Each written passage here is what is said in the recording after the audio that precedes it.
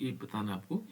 तो जैसे मान लीजिए अब बेंजीन, केवल जो बेंजीन देगा, है ना, या हम कह सकते हैं बेंजोइक एसिड देगा, ठीक है ना। किसकी रिएक्शन देखनी हमने, जो केवल बेंजोइक एसिड की रिएक्शन होंगी, किसकी, बेंजोइक एसिड की रिएक्शन, और वो होगी रिंग के कारण। जो रिंग होगा यहाँ पर बेंजोइक एसिड कैसे होता है, बेंजीन रिंग के ऊपर क्या होगा, क्या होता है बेटा बेंजोइक, बेंजीन के ऊपर, COOH। बिल्कुल COOH, है ना, यानी कि COH, ये होगा, ये बेंजोइक एसिड हुआ। इस बेंजोइक एसिड में जो बेंजीन रिंग है, इस बेंजीन रिंग के कारण कुछ अभिक्रियाएं होती हैं। ये तो हो गया, हमने देखा जैसे एसिटिक एसिड में था, इसमें हमने किस किस के साथ अभिक्रिया की, हमने कहा H+ के कारण अभिक्रियाएं, ये लिख लिए थे हमने, जो एसिडिक रिएक्शन थी। फिर हमने कहा इसमें OH ग्रुप है, इसके कारण कुछ अभिक्रियाएं हुई, वो भी कर लिया। फिर हमने कहा ये COH के कारण, इस पूरे ग्रुप के कारण कुछ अभिक्रियाएं हुई।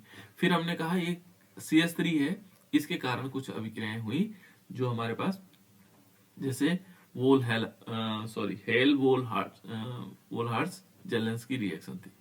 अब बेंजीन इस वाले की नहीं हुई थी, केवल ये बचा हुआ था बेंजीन में, बेंजीन रिंग के कारण। तो कौन कौन सी रिएक्शन होती है बेटा इसमें, सब्स्टिट्यूशन रिएक्शन कितने प्रकार की होती है,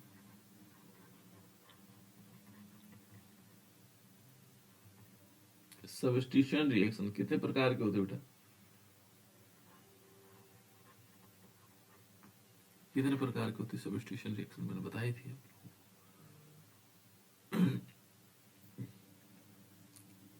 नहीं याद है, जो सब्स्टिट्यूशन रिएक्शंस हैं एरोमेटिक कंपाउंड में कितने प्रकार की होती है, चार कुछ प्रकार बताए थे। सर हेलोजिनेशन, हाँ याद आया, हेलोजिनेशन, गुड, नाइट्रेशन, नाइट्रेशन, और sulphonation, sulphonation, Friedel craft reaction. बिल्कुल। ये अब देखो यहाँ पर मैंने चार रिएक्शन बताई थी, लेकिन मैंने कहा था ये तीन रिएक्शन तो सभी देते हैं। जो फ्रीडल क्राफ्ट रिएक्शंस हैं वो कुछ कुछ कंपोनेंट देते हैं, है ना। तो यहाँ पर फ्रीडल क्राफ्ट अभिक्रिया कौन नहीं देता है, बेंजोइक एसिड नहीं देता, तो फ्रीडल क्राफ्ट हम यहाँ पर नहीं पढ़ेंगे, बस तीन पढ़नी। ये थोड़ा सा ये ध्यान रखना होगा कि कौन सी, जो फ्रीडल क्राफ्ट अभिक्रिया कौन से कंपाउंड नहीं देता है। तो एक इसमें बेंजोइक एसिड भी है, तो यहाँ तो बहुत आसान हो गया, तीन ही देनी है। तो पहले हेलोजिनेशन, यहाँ पर हेलोजिनेशन हम अलग अलग ले सकते हैं। ब्रोमीन के साथ रिएक्शन करवाओगे तो हम इसको ब्रोमिनेशन भी कह सकते हैं। क्या कह सकते हैं बेटा, ब्रोमिनेशन। और यदि हम क्या करेंगे, क्लोरीन के साथ रिएक्शन कराएंगे तो क्लोरिनेशन भी कह सकते हैं, ठीक है ना। तो इस प्रकार से इसका नाम चेंजेस हो सकते हैं। अब दूसरा, एक तो हमने ये देख लिया कि सब्स्टिट्यूशन रिएक्शन है। दूसरा जो बेंजीन होता है बेटा, यदि बेंजीन के ऊपर COOH लगा हुआ है, मान लीजिए इसके ऊपर COOH लगा हुआ है, तो ये कौन सा डायरेक्टिंग होगा, जुड़ने वाला ग्रुप ऑर्थो पे जुड़ेगा या पैरा पे जुड़ेगा या मेटा पे जुड़ेगा, कौन सी पोजीशन पर जुड़ेगा, ये जानना जरूरी है। क्योंकि जो जितनी अभिक्रियाएं होंगी वो इसी पर बेस्ड होंगी, ठीक है ना। तो जब यहाँ पर ये एस क्या होगा, कार्बोक्सिलिक ग्रुप और ऊपर जुड़ा होता है, तो ये मेटा डायरेक्टिंग है। कौन सा डायरेक्टिंग है, मेटा। यहाँ पर जुड़ने वाला ग्रुप कहां पर जुड़ेगा, मेटा पोजीशन पर जुड़ेगा। कहां पे जुड़ेगा बेटा, मेटा पोजीशन पर, मेटा पोजीशन पर जुड़ेगा। जो जुड़ने वाला ग्रुप होगा वो मेटा पोजीशन पर जुड़ेगा। क्लियर, इतनी बात क्लियर, समझ में आ गई। अब हमने पहले लिखना है इसमें हेलोजिनेशन, और हेलोजिनेशन में हम क्या करेंगे, हेलोजन तो कोई कंपोनेंट है नहीं, तो हम क्या करते हैं इसमें हेलोजिनेशन में करवा देते हैं सॉरी, ब्रोमीन के साथ रिएक्शन। तो इसको हम क्या लिख सकते हैं, ब्रोमिनेशन। हमने ब्रोमीन के साथ रिएक्शन करवाई, ब्रोमिनेशन, ठीक है ना। हेलोजन तो सारा ग्रुप का नाम है, तो हम ब्रोमिनेशन करवा सकते हैं। तो हम क्या करवाएंगे, रिएक्शन विद ब्रोमीन। तो बेंजोइक एसिड का क्या फॉर्मूला होता है बेटा काजल, बेंजोइक एसिड का फॉर्मूला क्या होता होगा काजल है, बेंजीन के ऊपर COOH। COOH। ठीक है, अब ब्रोमीन के साथ रिएक्शन हुई तो सागर बेटा क्या बनेगा?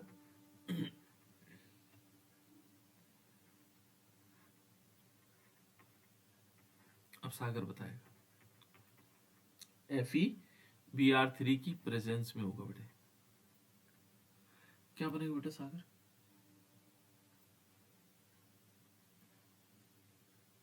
क्या बनना चाहिए? सॉरी, आरुषि तुम बताओ बेटा।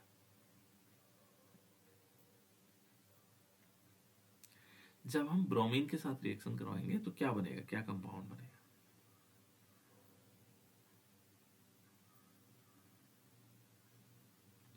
कशिश, अंजलि, सर COOBr। COOBr, ऐसा मैंने कहा था बेटा। यहां पर क्या होना है, जब हम इस टाइप की रिएक्शन करवाएंगे तो सबसे पहले मैंने कहा ये कौन सी डायरेक्टिंग है? Meta directing. तो ऊपर तो कोई परिवर्तन नहीं आएगा, यहाँ तो COH आएगा, है ना। लेकिन जुड़ने वाला ग्रुप जो ब्रोमीन होगा वो मेटा पोजीशन पर जुड़ेगा, ब्रोमीन यहाँ जुड़ेगा और प्लस इसमें क्या होगा? HBr होगा। ये ध्यान रखना, इसमें यही तो विशेषता है कि हम क्या करेंगे, जोड़ने वाला ग्रुप कहाँ जुड़ेगा? इस पोजीशन पर। यदि हम क्लोरीन की रिएक्शन करवाएंगे तो तब भी क्लोरीन कहाँ जुड़ेगा? इस पोजीशन पर जुड़ेगा, बस ये। और ऑर्थो पोजीशन पर जुड़ता ऑर्थो पैरा, तो क्योंकि ये ऑर्थो वाला भी दिखाना था हमें, यहाँ वाला भी दिखाना था, यहाँ वाला भी दिखाना था, इसलिए सबसे बढ़िया रिएक्शन यही है। ठीक है, अब दूसरा है सल्फोनेशन। चलो कोई बात नहीं, सल्फोनेशन। सल्फोनेशन में क्या होता होगा? सल्फोनेशन में क्या होगा, किसी को याद है सल्फोनेशन क्या होना है? यहां पर होगा reaction with sulphuric acid. Sulphuric acid का फॉर्मूला H2SO4। बिल्कुल, सल्फ्यूरिक एसिड का फॉर्मूला था H2SO4। ये है बेटा सल्फ्यूरिक एसिड, है ना। अब हम क्या करेंगे, बेंजीन लेंगे, और बेंजीन नहीं लेंगे, बेंजोइक एसिड लेंगे। ये हमने बेंजोइक एसिड लिया और इस बेंजोइक एसिड पर ऊपर जुड़ा होता है COOH ग्रुप, और इस पर हमने क्या करवानी, सल्फ्यूरिक एसिड की रिएक्शन करवानी है H2SO4 की। और H2SO4 की रिएक्शन होती तो है ना। यहाँ पर हम क्या लेंगे, इसको कंसंट्रेट H2SO4 लेंगे, है ना। क्या लेंगे? H2SO4 लेंगे। तो कंसंट्रेट H2SO4 लेंगे तो ये क्या करेगा, इससे रिएक्शन करेगा। कौन सी पोजीशन पर जुड़ेगा बेटा ग्रुप? H2SO4 किस रूप में जुड़ता है, किसी को याद है? बहुत बार हम सल्फ्यूरिक अम्ल की रिएक्शन करवा चुके हैं। मैंने कहा था कि जो सल्फ्यूरिक एसिड है वो दो फॉर्म में टूटता है, एक तो बनाता है SO3H और एक बनाता है OH-। इस प्रकार से चलता है, ठीक है। तो यहां पर क्या होगा, ऊपर तो COH ग्रुप जुड़ेगा और यहां पर क्या होगा, SO3H जुड़ेगा, केवल मेटा पोजीशन पर। प्लस यहां से क्या निकलेगा, H2। ठीक है, तो इसका नाम क्या है, इसको बोलते हैं 3 sulphonic benzoic acid. 3 sulphonic acid, 3 sulpho benzoic acid. इस प्रकार से होगा, ये सल्फोनेशन होगा। उसके बाद लास्ट इसमें नाइट्रेशन। नाइट्रेशन का मतलब होगा बेटा रिएक्शन विद नाइट्रिक एसिड। तो नाइट्रिक एसिड के साथ हमें रिएक्शन करवानी है, तो नाइट्रिक एसिड क्या होता है, क्या होता है बेटा नाइट्रिक एसिड? HNO3। गुड। यहाँ पर हम क्या करेंगे, बेंजोइक एसिड लेंगे, बेंजीन के ऊपर COOH, ये है बेंजोइक एसिड, और इस पर हमने क्या करवाना, रिएक्शन विद, यहाँ पर लेंगे कंसंट्रेट HNO3। और ये ध्यान रखना कि जब HNO3 की रिएक्शन होगा तो ये सल्फ्यूरिक एसिड के प्रेजेंस में होता है, ठीक है ना। और यहां पर क्या होगा, बेंजोइक एसिड वैसे ही रहेगा, और ये पता है हमें ये मेटा डायरेक्टिंग है। मेटा डायरेक्टिंग होने का मतलब ये COH तो ऐसे रहेगा, मेटा पोजीशन पर NO2 जुड़ेगा बस, और प्लस इसमें H2O निकल जाएगा। तो इसका नाम क्या होगा, 3 nitro benzoic acid, 3 nitro benzoic acid. तो इस प्रकार से 3 ही रिएक्शन देता है बेटा। कौन सी वाली? सब्स्टिट्यूशन रिएक्शन केवल 3 देता है। ठीक है, ये तो था हमारे पास कार्बोक्सिलिक एसिड। अब इस कार्बोक्सिलिक एसिड का यूज क्या है? यूज क्या है कार्बोक्सिलिक एसिड का? कहां पर हम इसका उपयोग करते हैं? यूज क्या है? ठीक है ना। तो ये होता है बेटा, जो हमारे पास लेदर होता है उसको मुलायम करने के काम आता है। ठीक है ना। और जितने भी टेक्सटाइल है, टेक्सटाइल का मतलब कपड़ा उद्योग है ना, कपड़े उद्योग में डाइंग हो गया, उनको डाइंग का मतलब रंग करने में, उनको फिनिशिंग करने में इसका उपयोग होता है। और एंटीसेप्टिक भी होता है। कैसे होता है यदि हम देखेंगे तो ये एंटीसेप्टिक भी है। एंटीसेप्टिक, ठीक है ना, एंटीसेप्टिक भी है ना। इसका जो है उपयोग हम मेडिसिन में हो गया है ना, दवाइयों के रूप में हम इसका प्रयोग कर सकते हैं, है ना, इसका प्रयोग किया जा सकता है। तो ये बहुत सारी जगहों पर होता है। जैसे आप लोगों ने विनेगर देखा, विनेगर सुना है? विनेगर तो जानते होंगे आप लोग, जो चाउमीन में पड़ता है। तो विनेगर बनाने में भी इसका प्रयोग किया जाता है ना। सॉल्वेंट के रूप में भी इसका प्रयोग कर सकते हैं, घोलने के रूप में, यानी कि सॉल्वेंट, है ना। और इसका मेन जो उपयोग होता है, प्लास्टिक हो गया, रबड़ हो गया और सिल्क हो गया, इन इन उद्योगों में इसका उपयोग होता है। ये अलग अलग उद्योग है बेटा जहां पर इनका उपयोग किया जा सकता है। जो पर्टिकुलर बेंजोइक एसिड है, ये तो सारे हैं अलग अलग, है ना। तो बेंजोइक एसिड क्या होगा? किसी साल्ट में यूरिनरी एंटीसेप्टिक है बेटा। क्या है? यदि हम देखेंगे बेंजोइक एसिड, मान लीजिए हमने कहा बेंजोइक एसिड क्या है, तो बेंजोइक एसिड का यूज कहाँ हो सकता है? बेंजोइक एसिड का जो यूज होता है, वो पहला यूज है यूरिनरी यूरिनरी एंटीसेप्टिक के रूप में, एंटीसेप्टिक्स के रूप में इसका पहला उपयोग होता है।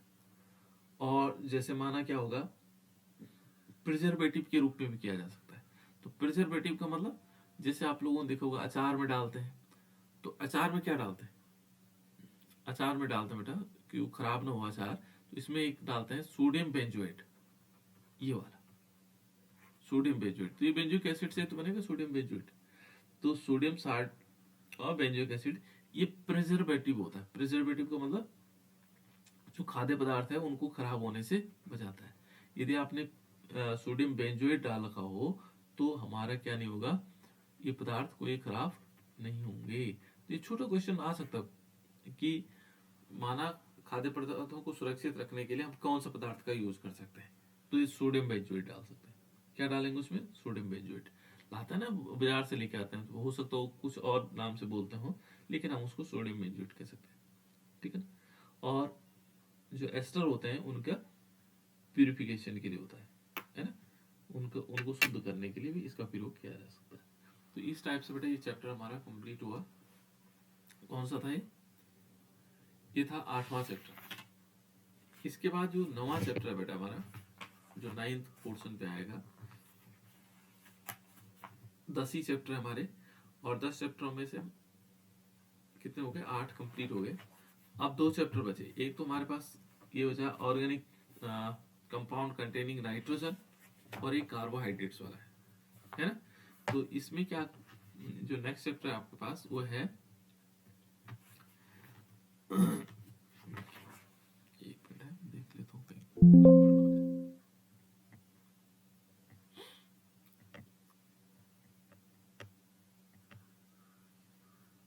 हाँ ये बेटा, ये है अमीन्स, है ना, अमीन्स। और इसमें कह सकते हैं कि ऑर्गेनिक कंपाउंड कंटेनिंग नाइट्रोजन, जो हमारे पास ऑर्गेनिक कंपाउंड है जिनके पास नाइट्रोजन होता है, उनके बारे में हम पढ़ेंगे, है ना। तो ये वाला चैप्टर है। और इसमें भी अब 6 नंबर का आता है। कितने नंबर का आएगा? 6 नंबर का आएगा आप लोगों के पास, है ना। और इसमें क्या क्या है देखो, इस चैप्टर में जो हमारे पास है वो अमीन है। अमीन कौन होते हैं बेटा? अमीन वो होते हैं जिनमें NH2 ग्रुप लगा रहता है। ठीक है ना, वो क्या कहलाएंगे? अमीन कहलाएंगे हमारे। ठीक है ना। अलग अलग प्रकार के होंगे, उनका हम नाम जानेंगे, ठीक है ना, वर्गीकरण संरचना कैसे हो सकती है उनकी, ठीक है ना। एथिलमीन और एनिलीन, एथिलमीन क्या होता है बेटा, नाम तो सुना है वहां आप लोगों ने। एथिल का मतलब, अमीन का मतलब तो NH2 हो गया, एथिल का मतलब बताओ बेटा, एथिल क्या होता है, CH3CH2 और उसके आगे NH2 लगा दो तो ये एथिलमीन हो जाएगा। एक तो एथिलमीन हो गया और दूसरा एनिलीन हो गया। एनिलीन का क्या फॉर्मूला होता है, एनिलीन किसे कहते हैं बेटा, NH2 किस पे, बेंजीन के ऊपर NH2। बिल्कुल, देखो बेंजीन रिंग बनाएंगे और बेंजीन रिंग के ऊपर यदि हमने NH2 लगा दिया तो ये है एनिलीन। ये क्या है बेटा, एनिलीन, बेंजीन रिंग के ऊपर NH2 एनिलीन हो जाएगा और CH3CH2 NH2 ये हमारे पास एथिलमीन हो गया। इनके बनाने की विधियां बतानी हमने कि कैसे कैसे इनको बनाया जा सकता है, विरेचन का मतलब बनाने की विधि है ना। फिर उनका भौतिक और रासायनिक गुणधर्म हो गए, दो ही है हमारे पास, एक तो एनिलीन हो गया और एक एथिलमीन हो गया, उनका उपयोग हो गया। और प्राथमिक, द्वितीयक और तृतीयक अमीन की पहचान करना है, ये इससे हमेशा एक क्वेश्चन आता है, प्राइमरी सेकेंडरी एंड टर्सरी अमीन में उनको पहचानने में, ठीक है ना। पहचानने के लिए मेथड होता है और उस मेथड के द्वारा हम इसको पहचानते हैं। तो ये बहुत इंपॉर्टेंट पार्ट है इसका, प्राइमरी सेकेंडरी एंड टर्सरी अमीन को पहचानने के लिए, ठीक है। उसके बाद है, ये है साइनाइड्स और आइसोसाइनाइड कंपाउंड, ठीक है ना, इसका थोड़ा ज्यादा नहीं है, थोड़े थोड़े हैं। और एक है इसमें डाइजोनियम लवण। डाइजोनियम लवण क्या है बेटा, डाइएजोनियम का फॉर्मूला क्या होता है, डाइजोनियम क्लोराइड, डाइजोनियम लवण, कोई बता दो। N2 प्लस और Cl माइनस किसके ऊपर होगा, ये होगा बेंजीन के ऊपर, है ना। यदि हम देखेंगे तो अंजलि लिख रही है कि बेंजीन रिंग है, यही कह रही होगी शायद, N2 प्लस और Cl माइनस, है ना। बेंजीन रिंग के ऊपर हम क्या करेंगे, N2 प्लस और Cl माइनस लगा देंगे तो वो क्या होगा, बेंजीन डाइएजोनियम क्लोराइड हो जाएगा। क्या होगा, बेंजीन डाइएजोनियम क्लोराइड, ठीक होगा बेटा। तो आज हम इनके चैप्टर को पढ़ते हैं, यहाँ से शुरुआत करते हैं इनके, है ना। तो पहले देख रहे हैं, देखो अमीन क्या होता है बेटा, तो अमोनिया अणु, ये कहता है कि देखो अमोनिया अणु से एल्किल समूह द्वारा विस्थापित हाइड्रोजन की संख्या के आधार पर अमीन को प्राथमिक हो गया, द्वितीयक हो गया, तृतीयक हो गया, अमीन में वर्गीकृत किया जाता है। जो अमोनिया, मान लीजिए हमने कहा NH3, ठीक है ना, और ये कह रहा है कि यदि मान लीजिए NH3 से एक एल्किल ग्रुप, मान लीजिए हमने CH3 लिया, CH3 ने एक हाइड्रोजन को रिप्लेस किया तो ये क्या बना देगा, CH3NH2 बन जाएगा। एक हाइड्रोजन कम हो गया ना इसमें, NH3 में से एक हाइड्रोजन कम हो गया, तो ये कह रहा है कि 1 डिग्री अमीन हो जाएगा, प्राथमिक अमीन हो जाएगा, क्या होगा, प्राइमरी अमीन हो जाएगा। लेकिन ये कहता है कि यदि CH3 दो हाइड्रोजन को रिप्लेस करेगा, तो हाइड्रोजन कैसे रिप्लेस करेगा, जैसे CH3 के दो दो CH3 आ जाए तो तब दो हाइड्रोजन रिप्लेस हो जाएंगे, ठीक है ना। या हम कह सकते हैं CH3 की 4 ट्वाइस NH, ऐसे, क्योंकि ये दो अलग अलग है, ये भी यही है, वो भी ये है ना। तो इस प्रकार से यदि होगा तो ये द्वितीय अमीन हो जाएगा, 2 डिग्री अमीन हो जाएगा। यदि तीनों हाइड्रोजन को रिप्लेस कर दे, मान लीजिए CH3, एक CH3 आ गया, नाइट्रोजन यहाँ बीच में आ गया, एन यहाँ पर भी CH3 आ जाए, यहाँ पे भी CH3 आ जाए, तो ये टर्सरी अमीन हो जाएगा। ये कहना चाह रहा है, देखो अमोनिया अणु से एल्किल समूह द्वारा हाइड्रोजन परमाणु की संख्या के आधार पर इन पर अमीन को प्राथमिक अमीन, द्वितीयक अमीन और तृतीयक अमीन में वर्गीकृत किया जाता है। तो प्राइमरी अमीन्स क्या होंगे बेटा, जब एक हाइड्रोजन को एल्किल ग्रुप, मान लीजिए हमने कहा CH3 CH2 NH2 है तो ये कौन सा अमीन है बेटा, बोलो, ये प्राथमिक अमीन होगा, क्योंकि एक एक एल्किल ग्रुप है ना इसमें, जहां पर NH2 लगा होगा वो एक एल्किल ग्रुप से जुड़ा होगा, जहां NH लगा होगा वो दो एल्किल ग्रुप से जुड़ा होगा, तो ये द्वितीयक अमीन हो जाएगा। जहां N केवल होगा वहां तीन एल्किल ग्रुप से जुड़ा होगा, तो इस प्रकार से ये अमीन्स होते हैं। ठीक है, इनके बारे में थोड़ा और पढ़ लेते हैं कि क्या क्या और चीजें हो सकती हैं। जैसे इनके पहले क्या करेंगे, सबसे पहले हम देखते हैं वर्गीकरण। हमने पढ़ लिया कि तीन प्रकार के तो ये अमीन हो सकते हैं, लेकिन इससे पहले कुछ और वर्गीकरण हो सकते हैं। देखो बेटा, हमारे पास अमीन मेन दो प्रकार के होते हैं। एक होते हैं एलिफेटिक अमीन। कौन से वाले? एलिफेटिक। इसको हिंदी इंग्लिश दोनों में एलिफेटिक ही कहा जाता है ना। एलिफेटिक और अमीन्स को अमीन ही कहा जाएगा, हिंदी में लिखो चाहे अंग्रेजी में लिखो, है ना। एलिफेटिक अमीन, ये तो पहला हो गया। दूसरा हमारे पास होगा एरोमेटिक अमीन। क्या होगा? एरोमेटिक अमीन्स होंगे। एक तो हमारे पास एलिफेटिक अमीन्स होंगे और दूसरा क्या होगा? एरोमेटिक अमीन्स होंगे। तो एक तो है एलिफेटिक और दूसरा क्या है? एरोमेटिक। एलिफेटिक वो होंगे जिन, जैसे मान लीजिए एलिफेटिक अमीन हमारे पास जैसे CH3NH2, ये एलिफेटिक है। मान लीजिए CH3 CH2NH2, ये भी क्या है बेटा? एलिफेटिक है। ये सारे के सारे एलिफेटिक अमीन्स हैं। एरोमेटिक अमीन क्या होता है? जिनमें एरोमेटिक ग्रुप जुड़ा होगा। जैसे मान लीजिए हमने कहा बेंजीन रिंग है और उसके ऊपर NH2 लगा दें, क्या नाम है इसका? अभी तो बताया आप लोगों ने, एनिलीन। एनिलीन। ठीक है ना, एनिलीन है बेटा। तो देखो ये एनिलीन है जो ना, ये क्या है? ये एरोमेटिक अमीन है। और मान लीजिए हमने कहा ये बेंजीन रिंग है और इसके ऊपर CH2NH2 लगा है, तब भी ये भी एरोमेटिक अमीन है। इसका नाम क्या होगा?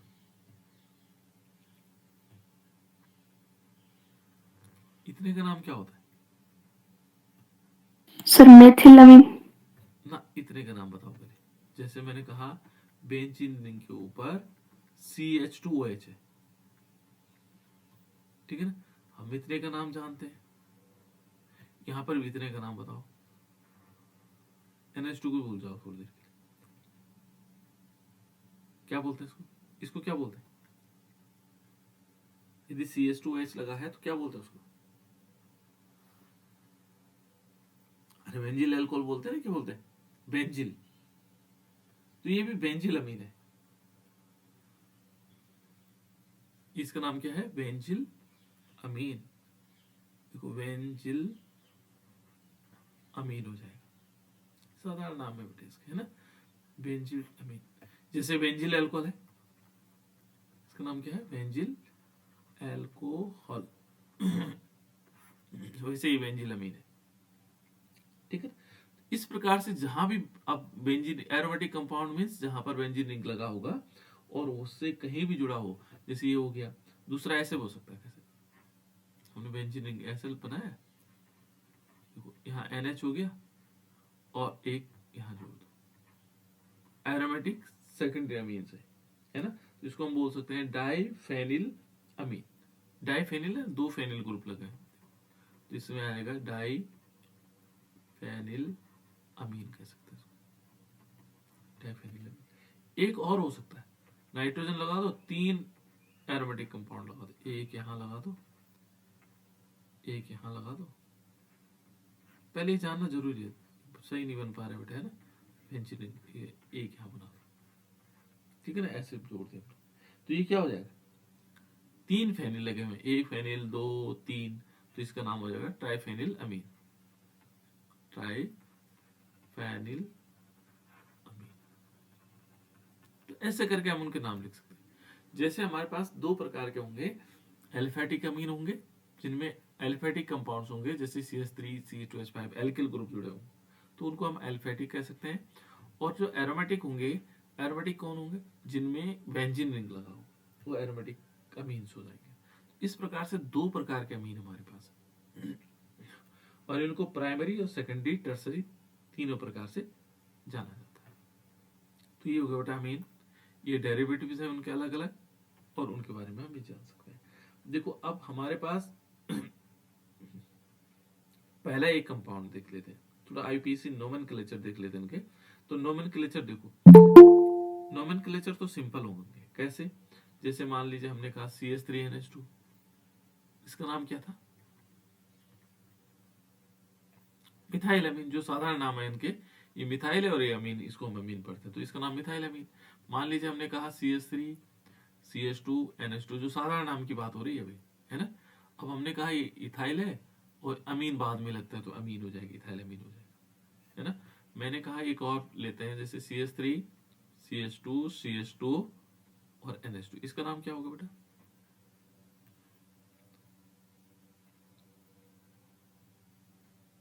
इसका नाम क्या होना चाहिए? साधारण नाम बताओ, इसका साधारण नाम क्या होगा? प्रोपिलमीन। बिल्कुल प्रोपिलमीन हो जाएगा, है ना। इसमें 3 कार्बन वाला है, इतने का नाम तो प्रोपिल होता है ना, और ये अमीन लगा हुआ है ना, तो इसको प्रोपिलमीन कह सकते हैं। तो ऐसे करके हम आगे बढ़ते चले जाएंगे। अब देखो, जैसे मैंने क्या किया, CH3 और CH3 और NH के साथ जोड़ दिया, ये तो अमीन हो गया, और इनका नाम क्या बोलोगे, किस प्रकार से आएगा?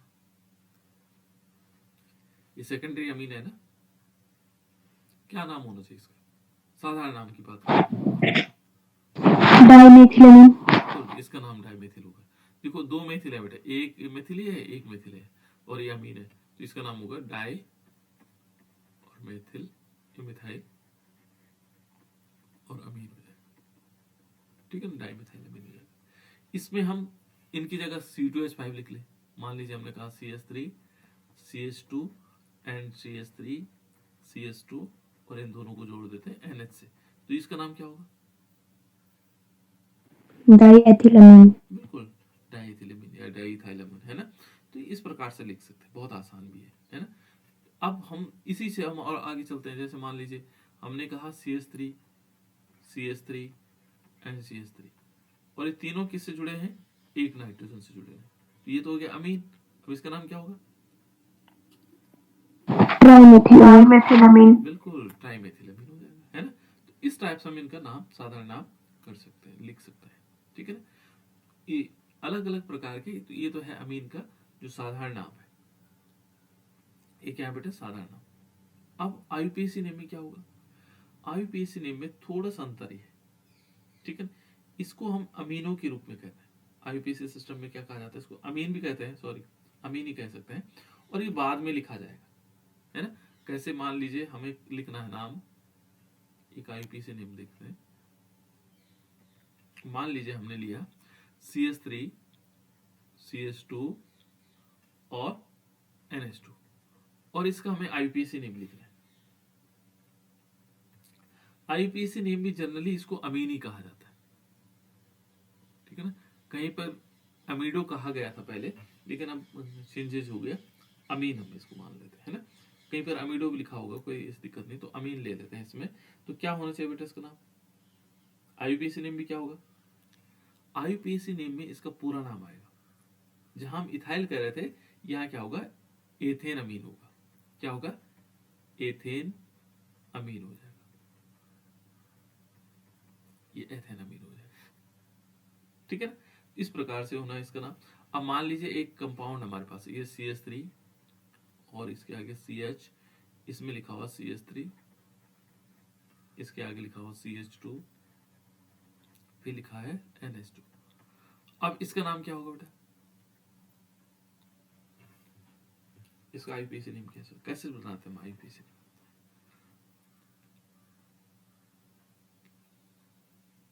यहां से काउंटिंग करेंगे ना, देखो 1 2 3, क्या होगा? 3 कार्बन का नाम प्रोप। प्रॉप आ जाएगा। फिर क्या लगाना है? एन लगाना, प्रोपेन, एन भी लगाएंगे। 1 पोजीशन पर देखो, 1 पोजीशन पर अमीन लगा हुआ है, तो 1 क्या आ जाएगा? 1 अमीन आ जाएगा, ठीक है ना।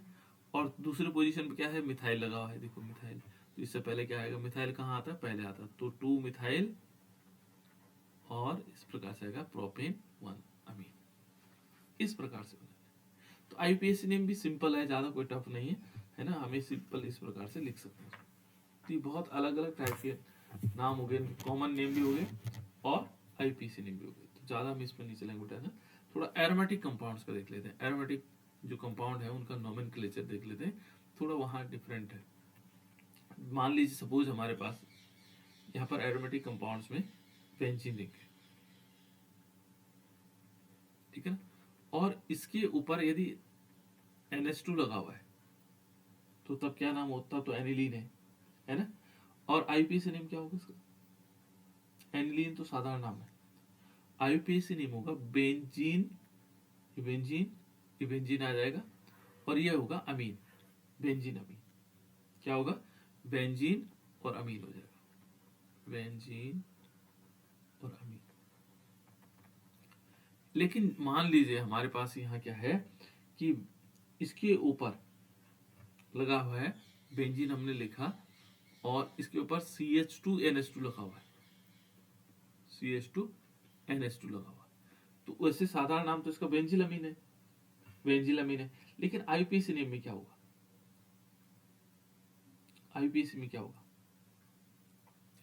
देखो बेटा, यहाँ पर कार्बन की जो चेन है वो एक है, कार्बन की जो श्रृंखला वो एक कार्बन है, ये एक कार्बन है CH2, इससे NH2 भी जुड़ा हुआ है और इससे क्या जुड़ा हुआ है? बेंजीन रिंग भी जुड़ा हुआ है।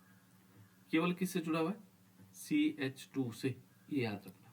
इसमें नंबर ऑफ कार्बन कितने हैं? एक, ठीक है ना, एक कार्बन है। और इस कार्बन से जुड़ा हुआ बेंजीन रिंग को हम यहाँ पर बोलते हैं फेनिल और इसको बोलते हैं अमीन। तो इसका नाम क्या होगा? यहां पर हम इसको ऐसे भी लिख सकते हैं, फेनिल, देखो फेनिल और क्या आएगा, फिर मेथेन और फिर अमीन आ जाएगा, है ना।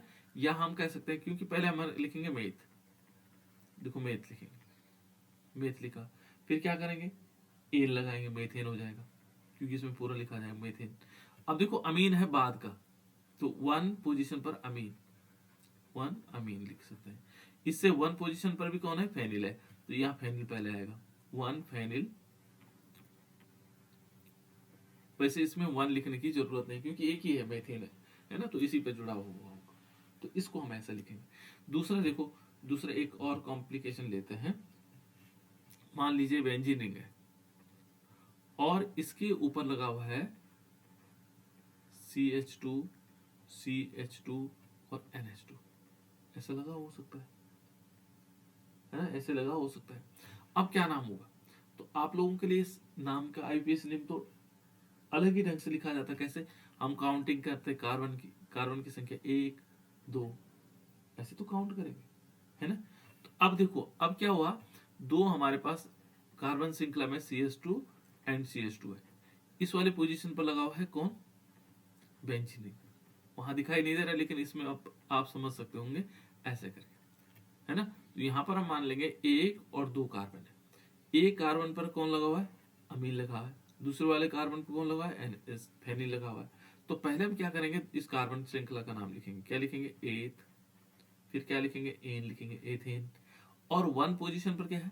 1 अमीन, 1 पोजीशन पर कौन है? अमीन है, तो अमीन बाद में आता है। और जो फेनिल है वो पूर्व लग्न होता है, पहले लगने वाला होता है, तो 2 फेनिल, और इस प्रकार से हम इसका नाम लिख सकते हैं, 2 फेनिल एथेन 1 अमीन। तो इस प्रकार से हम आईपीएसी नेम इनका भी लिख सकते हैं। ये एरोमेटिक कंपाउंड्स के लिए है ना, जहां पर आपको दिक्कत हो सकती थी।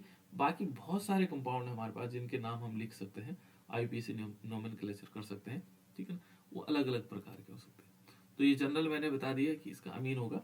अब मान लीजिए एक एग्जांपल लेते हैं, मान लीजिए हमने लिया CH3 CH2, इसका नाम आप लोग लिखोगे, है ना, CH2, फिर हमने लिया N और इसके ऊपर लिखा CH3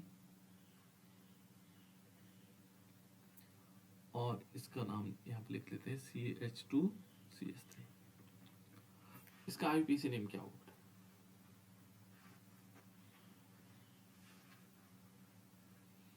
मान लीजिए हमारे पास ये, बताओ तो आप लोग।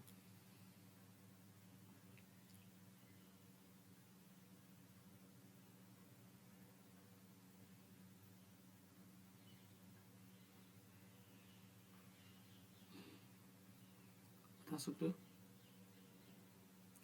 देखो, इसमें हमें क्या करना होगा, पहले कार्बन की लंबी श्रृंखला देखनी होगी। तो लंबी श्रृंखला तो कार्बन की ही है, 3 से ज्यादा कार्बन तो है ही नहीं। यहाँ टूट गया, कार्बन है ही नहीं, यहाँ ये टूट गई यहाँ श्रृंखला, ये नाइट्रोजन आ गया बीच में, फिर 2 वाला कार्बन ये है और एक वाले ए, 3 पार्ट में। तो सबसे लंबे कार्बन श्रृंखला तो ये है, तो इसको हम कह सकते हैं प्रोप। क्या लिखेंगे बेटा? प्रोप। इसमें लगाएंगे एन, प्रोपेन भी हो गया, ठीक है ना। अब जब प्रोपेन हमारे पास कार्बन श्रृंखला हो गई, फिर इस पे देखेंगे एक हमारे पास लगा हुआ इथाइल ग्रुप और एक लगा है मिथाइल ग्रुप, ठीक है ना। और उसके बाद लगा हुआ है अमीन। तो हम कह सकते हैं, देखो एन पोजीशन पर जो ये एन है, तो यहां पर हम लिखेंगे एन इथाइल। इसको क्या लिखेंगे? N ethyl. इथाइल पहले आता ना, तो इसलिए लिखेंगे इसको एन इथाइल। फिर क्या लिखना है? फिर एन पोजीशन पर भी मिथाइल लगा हुआ है। एन पे क्या लगा? मिथाइल लगा, एन मिथाइल। यहाँ पर मिथाइल होगा बेटा, ना। मैं नीचे लिख देता हूँ एन मिथाइल। फिर आएगा प्रोपेन, और 1 पोजीशन पर देखो, ये 1 है, ये 1 पोजीशन, 1 अमीन। थोड़ा सा अलग है लेकिन लिखा जा सकता है 1 अमीन। तो इस प्रकार से हम इसको लिख सकते हैं, इथाइल फिर मिथाइल, फिर क्या होगा? एन पोजीशन पर अमीन हो जाएगा। ये पूरा नाम आएगा इसका। तो इसका नाम क्या होगा? N ethyl, N methyl, propane, 1 amine. सबको समझ में आया? इस प्रकार से हम इसको लिख लेंगे।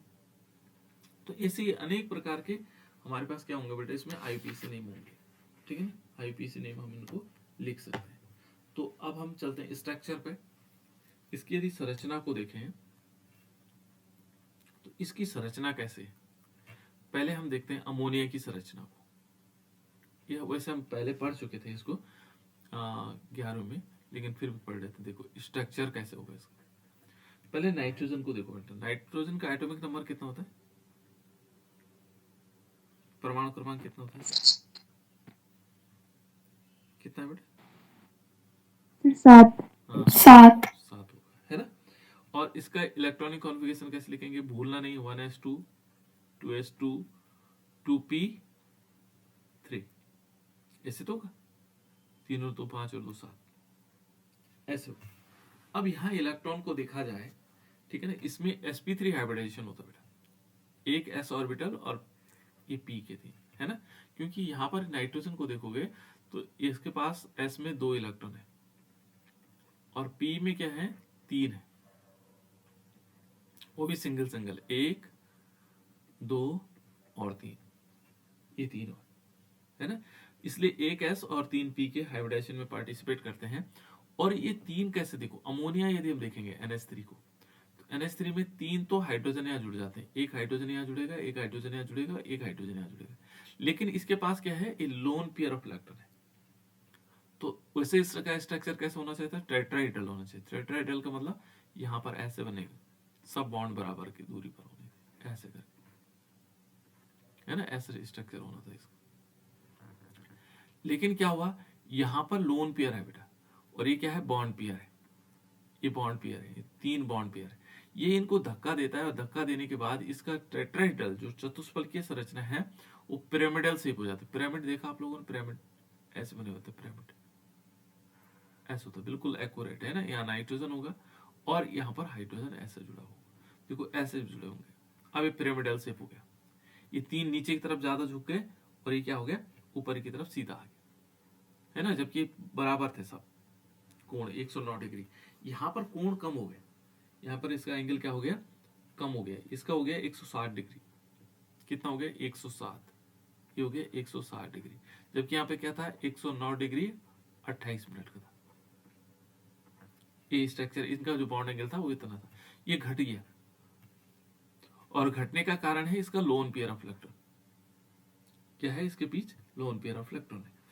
अब ऐसे क्या होगा? जब ये इस प्रकार का बनेगा तो ये सब में इफेक्ट डालेगा। क्योंकि यहाँ क्या है? यहाँ NH3, मान लीजिए हमने कहा CH3 NH2 है, तो यहाँ पर क्या है? नाइट्रोजन के पास लोन पेयर ऑफ इलेक्ट्रॉन है। ये CH3 को भी इसी पिरामिडल शेप में डाल देगा, ठीक है ना। इसी प्रकार से आ जाएगा, पिरामिड के आकार का बना देगा। और इस पिरामिड के आकार के कारण इसका आकार कैसे हो जाता है? पिरामिडल शेप हो जाता है। तो सारे के सारे स्ट्रक्चर कैसे हो जाते हैं? मान लीजिए हमने कहा ये नाइट्रोजन है, और नाइट्रोजन हमारे पास यहाँ पर हम ऐसे लिख लेंगे, तो इसको हम ऐसे बना सकते हैं। फिर मान लीजिए हमने कहा CH3 और CH3, तो ये ऐसे होगा, इस टाइप के आकार का होगा। अब 2 CH3 होंगे और एक H होगा तो वो भी ऐसे बनेगा। 3 माना एक CH3 होगा, 2 हाइड्रोजन होंगे तो वो भी ऐसे बना होगा। तो इस प्रकार से क्या होगा, उसका आकार पिरामिडल हो गया, है ना। यहाँ पर हम इसको ऐसा बना सकते हैं, ये इस टाइप का दिखा सकते हैं, ये लोन पेयर ऑफ इलेक्ट्रॉन है और बाकी हमने इनको ऐसा दिखा दिया। तो ये है बेटा ये कि इस प्रकार का इसकी संरचना बना दी। तो ये है नाइट्रोजन, अब वो कंपाउंड होंगे जिनके जिनके पास नाइट्रोजन होंगे। तो अलग अलग प्रकार के हम कंपाउंड्स देखते हैं। जैसे पहला है, अब आते हैं इसके प्रिपरेशन मेथड पे, बनाने की विधियां कैसे कैसे। जैसे अब देखो ये कह रहा है ना, नाइट्रोजन परमाणु से जुड़े हुए समूह की प्रकृति के आधार पर अमीन को एलिफेटिक और एरोमेटिक अमीन्स में बांटा गया। तो ये प्राइमरी सेकेंडरी टर्सरी अमीन में बता चुका हूं आप लोगों को कि एलिफेटिक कौन होते हैं, एरोमेटिक कंपाउंड्स कौन से होते हैं, ये सब मैं बता चुका हूं, जिनमें एरोमेटिक कंपाउंड। अब सामान्य नामकरण ये मैंने बता दिया बेटा आप लोगों को।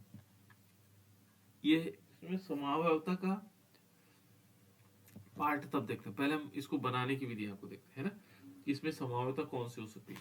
इसमें मुझे लगता है कौन सी समावयवता होगी, मेटामेरिज्म होगी। यदि हम देखेंगे तो इसमें कौन सी समावयवता होती है, मेटामेरिज्म। 3 प्रकार, यहाँ चलो समावयवता बता देता आपको।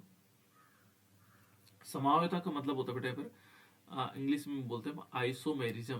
क्या बोलते हैं, आइसोमेरिज्म। आइसोमेरिज्म कितने प्रकार के होते हैं बेटा, ये तो 3-4 बार बता चुका हूं आप लोगों को। आइसोमेरिज्म कितने प्रकार की होती है, कोई बताएगा। आइसोमेरिज्म 2 प्रकार की होती है, और वो कौन सी होती हैं। एक होती है स्ट्रक्चरल आइसोमेरिज्म, संरचनात्मक आइसोमेरिज्म, स्ट्रक्चरल आइसोमेरिज्म, और दूसरा होता है स्टीरियो आइसोमेरिज्म, त्रिविम समावयवता। एक होती संरचनात्मक समावयवता, एक होती त्रिविम समावयवता। जो संरचनात्मक समावयवता होती है वो पुनः 5 प्रकार की होती है, ठीक है ना। 1 2 3 4 5 कौन कौन सी होती है, किसी को याद है। चेन आइसोमेरिज्म, हाँ बोलो, बोल तो रहा कोई। चेन आइसोमेरिज्म, श्रृंखला, हाँ बोलो। श्रृंखला समावयवता, हाँ, स्थान स्थान समावयवता, ठीक है बेटा। क्रियात्मक समावयवता, क्रियात्मक समावयवता, मध्यमता समावयवता, मध्यवयवता, हाँ, और एक होगी चलावयवता, चलावयवता, है ना। देखो जिसको हम चेन आइसोमेरिज्म, श्रृंखला समावयवता कहते हैं, क्या बोलते हैं, श्रृंखला समावयवता, ये है ना, श्रृंखला चेन आइसोमेरिज्म। दूसरा है हमारे पास स्थान समावयवता को बोलते हैं पोजीशन आइसोमेरिज्म, जहां पर पोजीशन बदल जाती है। तीसरा है क्रियात्मक फंक्शनल आइसोमेरिज्म, जहां फंक्शनल ग्रुप चेंज होते हैं, फंक्शनल आइसोमेरिज्म, ठीक है ना, फंक्शनल हो जाए। मध्यवयवता मेटामेरिज्म, मेटामेरिज्म, ठीक है ना, मेटामेरिज्म।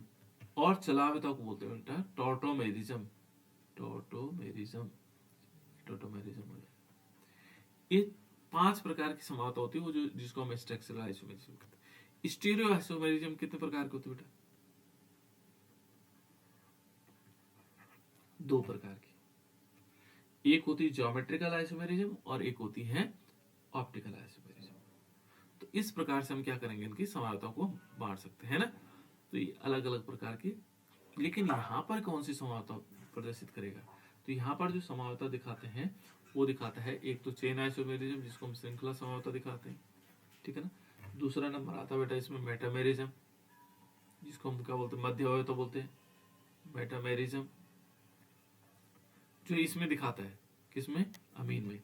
तीसरा है इसमें पोजीशन आइसोमेरिज्म, पोजीशन आइसोमेरिज्म जिसको स्थान समावयवता कहते हैं। और चौथा यहाँ पर फंक्शनल आइसोमेरिज्म, ठीक है ना। 4 प्रकार की समावयवता को ये प्रदर्शित करते हैं। तो पहले हम चेन आइसोमेरिज्म देखते हैं, जिनमें क्या होगा, कार्बन की जो चेन होगी वो भिन्न भिन्न होगी। पहले चेन आइसोमेरिज्म की परिभाषा हम देखें तो यहाँ पर क्या होगा, कार्बन की जो चेन होगी, कार्बन जो श्रृंखला होगा, श्रृंखला होगी, जो चेन होगा वो क्या होंगी, भिन्न होगी, बस बाकी कुछ नहीं होता इसमें। और अणुसूत्र क्या होते हैं, समान होते हैं। मॉलिक्यूलर फॉर्मूला क्या होते हैं, अणुसूत्र समान होंगे। अणुसूत्र हम क्या कहेंगे, समान होंगे। भाई 2 चीजें याद रखनी, वो क्या कहलाएगा हमारे पास, चेन आइसोमेरिज्म। अब इसके एग्जांपल देखें तो इसके एग्जांपल हमारे पास है C4, है ना, H कितने हो जाएंगे, H11 और N, ठीक है ना, ये इसका मॉलिक्यूलर फॉर्मूला है। अब देखो इसके कैसे बन सकते हैं चेन आइसोमेरिज्म। हमने चेन डिफरेंट करनी है तो पहले हम क्या करते हैं, एक सिंपल चेन बनाते हैं, CH3 CH2 CH2 CH2, मान लीजिए हमने बना दिया, कितने हो गए 4, और इसको हम NH2 बना देते हैं। एक श्रृंखला तो ये सिंपल हो गई, 4 की श्रृंखला है। अब इस श्रृंखला को भिन्न बनाना है, फॉर्मूला वही रहेगा, तो हम इसको ऐसे कर देते हैं, इसको उठा करके इसके ऊपर लगा देते हैं, है ना, तो ये क्या बन जाएगा, CH3 CH, उसके ऊपर CH3 आ जाएगा। देखो चेन भिन्न हो गया, अब कितने की चेन हो गई, 3 की, और यहाँ NH2 आ गया। एक और हो सकता है, इसको भी उठा करके इसके ऊपर लगा दो, चेन डिफरेंट कर देंगे, चेन डिफरेंट हो सकती है इसमें, बन तो सकती है, CH3, फिर हमने C लिया और ऊपर क्या कर दिया CH3, नीचे भी CH3, और यहाँ क्या कर दिया NH2। बस देखो ये चेन है, इनकी सबकी चेन अलग अलग है। ये कितने की चेन है, 3 की, 4 की है, ये कितनी की हो गई, 3 की हो गई। यहाँ पर भी देखेंगे बस 3 की है ये, है ना, लेकिन अलग है, इसमें दोनों C पे जो है 2 ग्रुप अलग अलग जुड़े, तो इसको कहा जाता है बेटा चेन आइसोमेरिज्म। इनके IUPAC नेम भी लिखना है आप लोगों ने, इनके क्या करना है, IUPAC नेम भी लिखने हैं। चलो तो